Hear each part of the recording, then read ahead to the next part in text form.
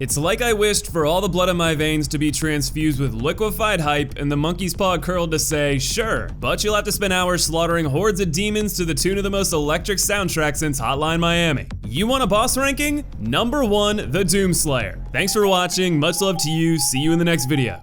But seriously, quantifying what makes a boss, we have our own boss music that kicks in the moment enemies enter the Thunderdome. In other words, our arena. Mars is our planet and these demons aren't living in it for long. What's that you say? Hell is their domain? Then why does our lore say we've been dunking on its forces for an eternity? It's not as if we don't give them a chance. We cycle through the same attacks and mechanics and yet they never adapt. By that I mean to say we are the one who skull fucks. Demons duck when we turn around so they don't get smacked by our BFGs. Our difficulty is a legend passed down through all demonkind. So much so, they're already invading the comments section to argue which Doom guy boomed them the hardest. Doom puts the power in the hands of the players and gives the Doomslayer a glorious playground to wield it in. From start to finish, Doom has a flawlessly paced drip of action, great enemy variety, expert arena design, and a crescendo of bone-shattering metal to make every encounter feel extraordinarily satisfying. Every time you add a new weapon to your arsenal, another nightmare steps up to face it head on. Once the demon hordes run out of standard mobs to throw your way, the moment arrives when bosses enter the fray. And that's right, I will rank the bosses.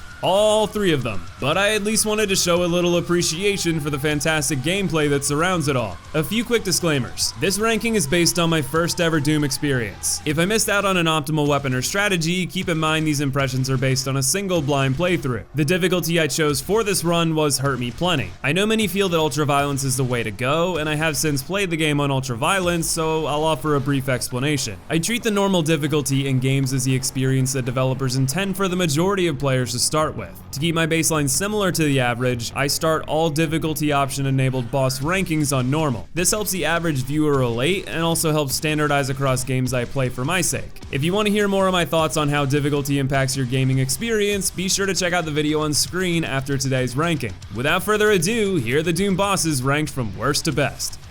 Number 3, Spider Mastermind. Someone has to pull up the rear, and I don't think there's any better candidate than this skin sack of a troublemaker turned into the embodiment of the hype track brain power. Look at the girth of that gray matter. It's practically shouting, "Shoot me, I'm a weak point." Or so you would think. Do you ever remember yourself being more competent in your memory than reality? Well, I was 100% about to be like, yeah man, this boss was easy peasy. I shot the brain the whole time until it went kaboom, what of it? Looking back at my footage tells a different tale. Despite its health bar screaming how well it could face tank my shots, I kept going for that damn face. It wasn't until the final 25% of its health bar that I finally exclaimed, oh, I think the brain is a weak point. But hey, I won't slight its intuitive design for my scatterbrain. It works visually both through noting how little damage you do to it otherwise, how giant the brain is, and the way it turns purple to note it's taking consistent punishment. The attacks it dishes out are the mildest of Doom's trio. It has a disco laser beam show that twists back and forth, a volley of grenades with generous dodge timing, a pea shooter on its underside, and it constantly erects pillars to work in and against your favor. They provide cover, but they also block your own shots. This works into the second phase when it electrifies the floor. I thought it might become a platforming battle at that point, which I think could have added another layer to the fight. Instead, the only danger is making sure you jump up quickly, though they do force you to be attentive to the brain charging spikes into the platform to end this segment. By the end, it falters, doing a depressing disco that narrows your maneuverable space, but only offers pea shooter and well-telegraphed orbs to nail you. Throughout the fight, it will drop health, ammo, and armor at periodic intervals. It even gives you extra BFG ammo, which obliterates its health and stuns it for a longer opportunity at damage.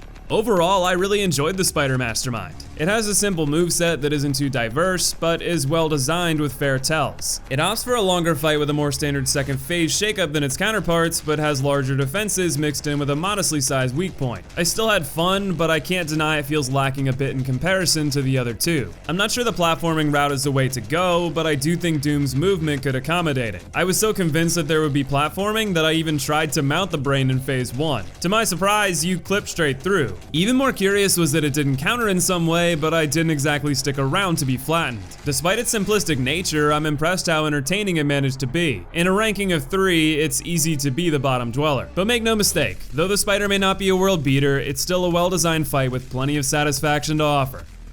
Number 2, the Hellguards. These two are a perfect contrast to the Fortress of Power style the Spider Mastermind embodies. Much smaller and more nimble, the Hellguards moveset focuses on mixing ranged attacks with direct melee assaults. One moment it's coming hard at you with that swiggity swooty gusto, the next it's revving up an orb blast that packs quite a punch. A speedy boss like this makes your balance of evasion and consistent offense more challenging in all the right ways, and it's elevated even further by the shield mechanic. Until the moment the guard begins an attack, it'll shield itself, making itself invulnerable. This requires you not only to learn and react to its various moves, but to have a specific counter in mind depending on what it dishes out. It has a running melee swipe that can be outspaced and countered easily. However, it mixes in a jumping slam that has a tell similar enough that you might react poorly and miss jumping to avoid the AoE shockwave. To add a further wrinkle, it'll charge up an orb that splits into a trio fired in your direction. They track well and can be fired both high and low, indicated by the height at which the guard summons it, but it offers your best counter opportunity if you can time a shot when it flashes, shooting it back in its face for a stun. Though I will note I didn't find out about this until Twitch chat pointed it out on my Ultraviolence playthrough. After enough exchanges, he'll ramp up the magic with a boomerang toss accompanied by fireballs, one circling the arena, the others falling inward in a linear pattern that collapses on you. Then he turns into a ballerina on speed, shooting flames at an even pace that can be strafed or jumped. It's simple enough to avoid when you know it's coming. You'll also be offered a generous damage window afterward, but watch for the cheeky direction switch he'll pull to make sure you don't rest on your laurels. The perfect balance struck between forced evasion and quick counters as slowly builds toward more extravagant attacks that require more strategy to avoid, but offers greater counter windows is brilliant. This crescendo rises tremendously well into his second phase, offering double the trouble. Splitting the magic and melee side into halves, you have to deal with more frequent melee assaults while keeping an eye on ranged barrages coming your way. I won't undersell it, it's quite a challenge taking on the duo. That said, they no longer have shields to protect them, so you're able to quickly layer on as much offense as your skill allows you to between dodges. They'll even get stunned from time to time and drop bursts of HP and ammo like demonic pinatas. It's perhaps a smidge too chaotic for my taste to say it's balanced just right, but it's not too far off. Each guard only has a handful of attacks it can dish out, making experience valuable as your reactions become more based on instinct. I love bosses that are able to offer more value over time, and I think the Hellguards bring that to the table alongside strong entertainment value. The guards missing out on top honors is no harsh slight against them. The line between the top two bosses' excellence is razor thin, but that minor bit of madness in the menage a trois is enough to hold the duo down at number 2.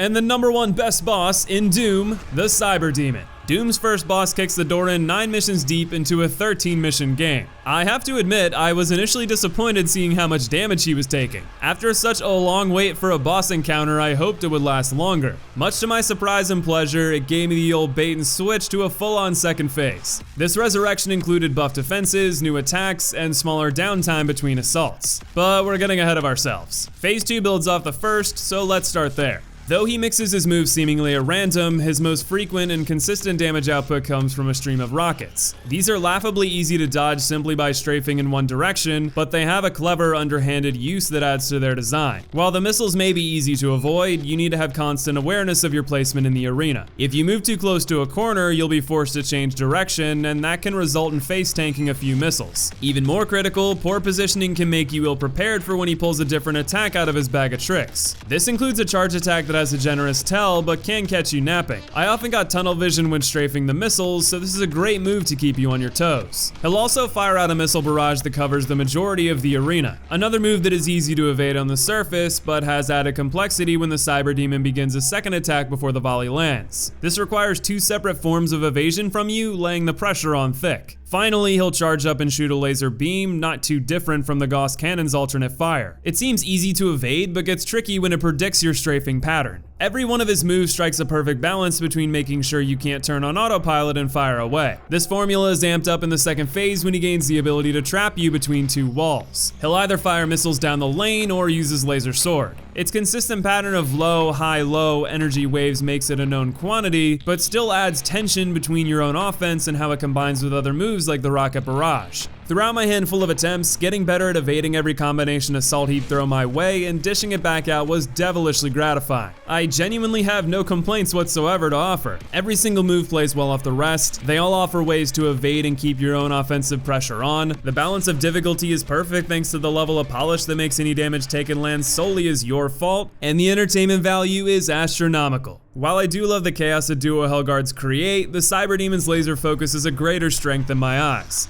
They're both phenomenal, but I give the Cyberdemon the slight edge as Doom's finest boss battle.